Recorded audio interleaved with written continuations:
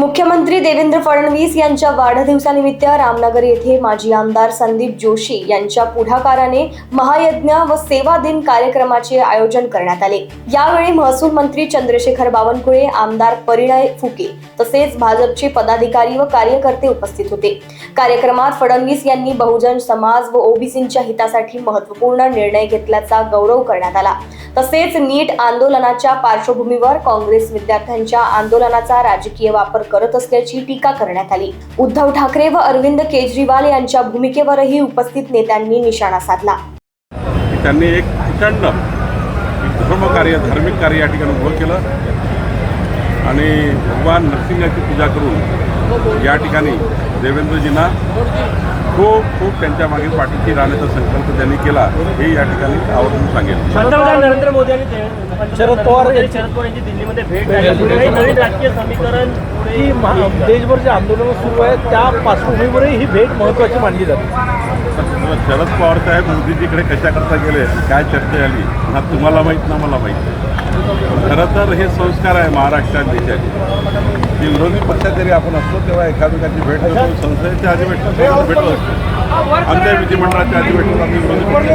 त्यामुळे याच्यामध्ये मला वाटतं काही नवीन नाही आहे आणि काही वेगळं घ्यायची गरज नाही। तरी आंदोलनाच्या पार्श्वभूमीवर भेट झाली, चर्चा झाल्याची वाटतं येतं। तरी आंदोलन जे चिघळलं आहे त्याला शांत बरोबर सांगतो आहे की शरद पवारजी या देशाचे महाराष्ट्राचे अग्रगण्य नेते आहे।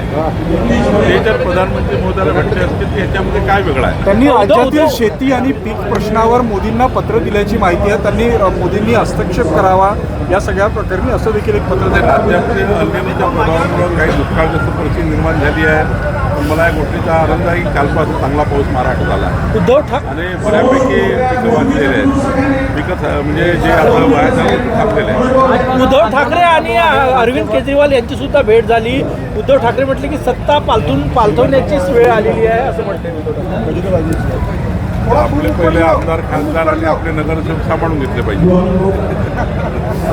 चाललं उलटवाले तर काय संबंध आहे?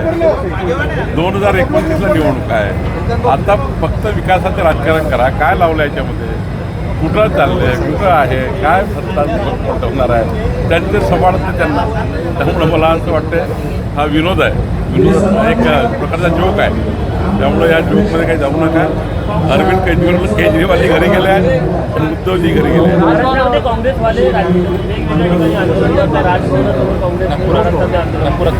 कसं आहे, मी वारंवार सांगतो की काँग्रेसच्या काळातल्या 28 घटनांमध्ये तो आपल्याला आता की पेपरफुटी झाली 28 वेळा आणि या पेपरफुटीचा आलेख जर बघितला तितका गंभीर आहे।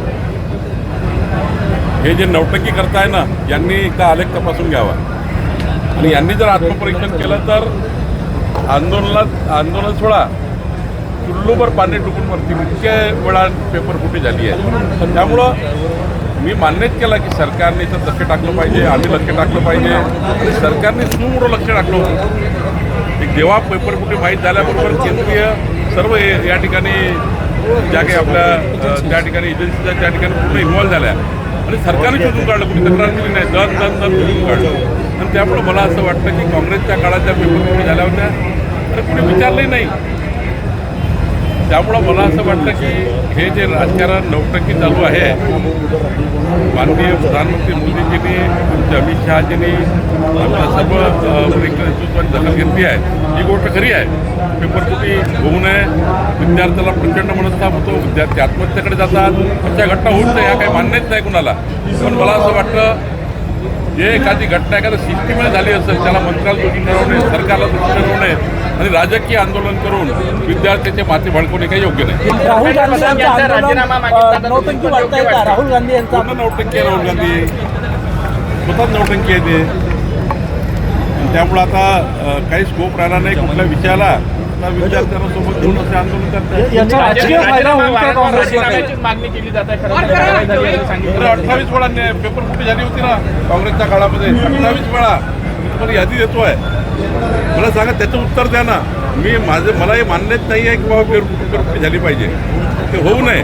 पण राजीनामा मागेपर्यंत ठीक आहे, विद्यार्थ्याचा मनस्ताप आहे, त्यांनी राजीनामा मागितला, विद्यार्थ्यांनी राजीनामा मागितला, विद्यार्थ्यांनी आंदोलन केले, मान्यता आहे. पण विद्यार्थ्याच्या आंदोलनाच्या मागे ज्या पद्धतीचं कटकारस्थान चालू आहे, ज्या पद्धतीचं राजकारण उठलेलं आहे, ज्या पद्धतीचं राजकीय नेते त्या ठिकाणी या आंदोलनामध्ये ज्या पद्धतीनं या आंदोलनाला ते वेगळ्या पद्धतीने नेण्याचा प्रयत्न करत आहे नसलेले. आणि महाराष्ट्रामध्ये या महाराष्ट्राला विकसित राज्य करण्याचा संकल्प केला आहे. आणि आमच्या जीवनामध्ये त्यांनी येते नाही यार, तुझ्या कॅमेरा चेक कर. खऱ्या अर्थाने सर्वांना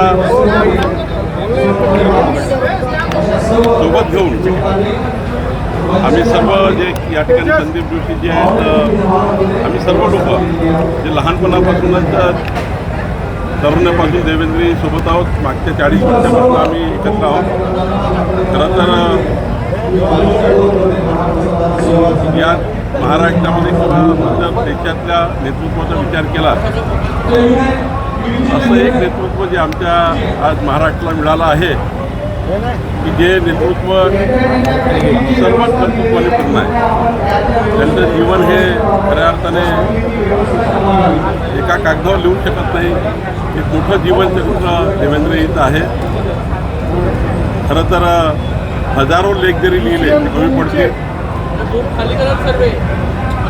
आज मला या गोष्टीचा आनंद आहे की संदीप जोशीजी आणि सर्वांनी माननीय मुख्यमंत्री देवेंद्र फडणवीसजींच्या वाढदिवसानिमित्त नरसिंह भगवानाची पूजा करून महायज्ञ केला गेला.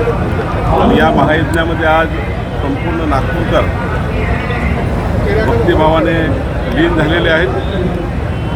या महायज्ञ करताना प्रत्येक आहुतीमागे एकच भावना होती की माननीय देवेंद्रजींना उदंड आयुष्य लाभू दे, त्यांचं जीवन मंगलमय राहू दे, त्यांच्या संपूर्ण आयुष्यामध्ये कधी कुठली अशी कुठली घटना होऊ नये ज्यातून त्यांच्या मनाला थोडे दुःख पोहोचेल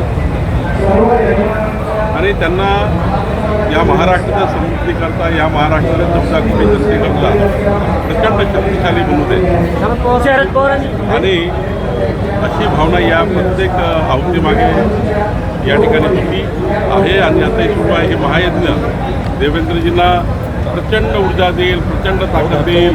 ह्या महायज्ञातनं आणि या महायज्ञातनं देवेंद्रजी अजून मोठ्या ऊर्जेने उजळून निघतील. खरं तर संपूर्ण महाराष्ट्रामध्ये आज जवळपास विचार केला असं कुठलंही गाव नाही, असं कुठलंही क्षेत्र नाही ज्या ठिकाणी देवेंद्रजींचा वाढदिवस साजरा होतो आहे. यज्ञ इथे केलेले आहेत रामनगरमध्ये. माननीय माजी आमदार माननीय संदीप जोशी यांच्या माध्यमातून आणि त्यांच्या टीमच्या माध्यमातून इथे मोठा कार्यक्रम, भव्य कार्यक्रम आयोजित केलेला आहे. हजारो लोक इथे आज देवेंद्रजींना शुभेच्छा देण्याकरता, देवेंद्रजींना आशीर्वाद देण्याकरता इथे उपस्थित झालेले आहे. त्यांच्या सर्वांचा आभार मानतो.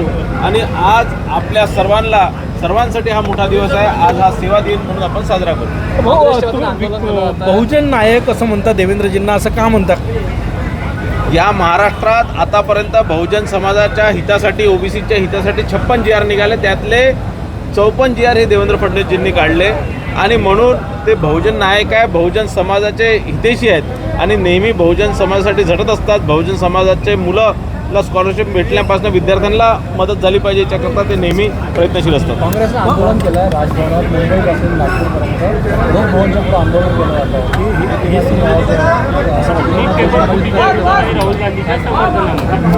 बघा, असं आहे, राहुल गांधीची नौटंकी आहे. आज काँग्रेसचं अस्तित्व कुठेतरी संपुष्टात आलेलं आहे.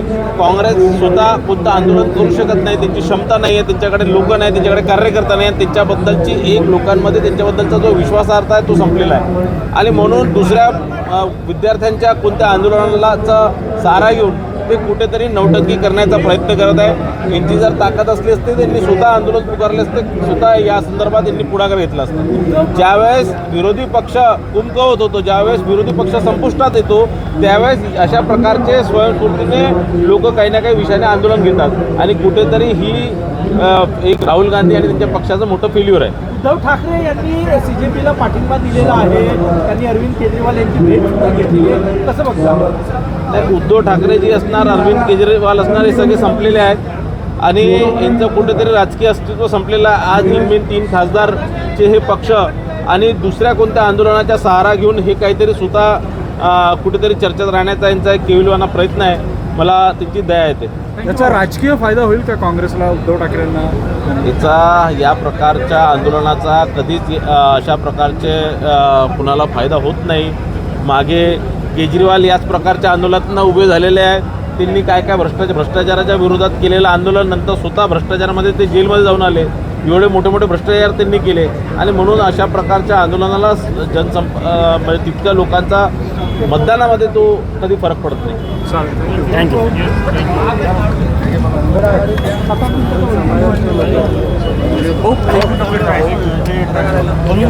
लोकवाहिनी मीडियासाठी रोशन बोकडे यांची रिपोर्ट, नागपूर.